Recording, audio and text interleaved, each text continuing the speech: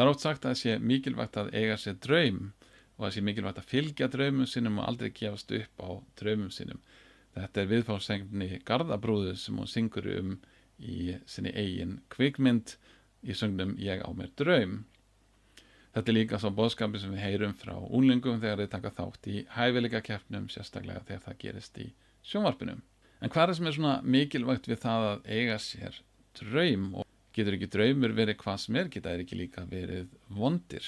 Það ágætis svar að finna í kvikmyndinni Fanginn frá Azkaban, sem Harry Potter mynd, og galdramaðurinn Dumbledore talar Harry Potter og segir hann, látum hann sofa núna, vegna þess að í draumum okkar fyrir við inn í veröld sem algjörlega okkar eigin og þar á auðvitað engin annar aðgang.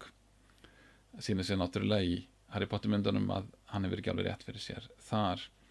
En hugmyndin engu að sér þessi að í draumum okkar þá erum við algjörlega við sjálf, vegna þess að við þurfum ekki að taka tillit til annara eða hugsa aðra eða yfir höfuð skipt okkur að þeim. Og þetta í raun og veru svona radikaliseruð einstaklingshyggja.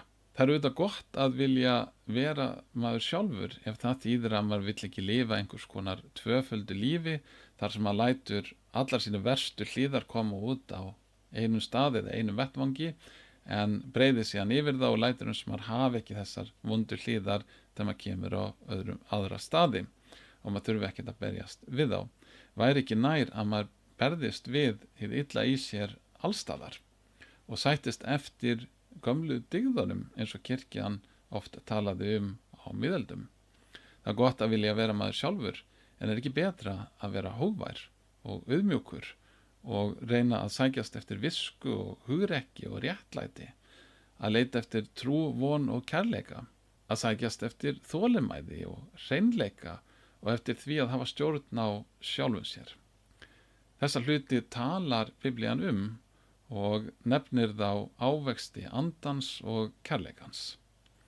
Þetta það sem að Biblían kennir okkur að sækjast eftir og ekki að leita eftir því sem að býr innst í hjarta okkar, heldur að leitast eftir því að fylgja Jesú og láta andan bera ávöxt í lífi okkar.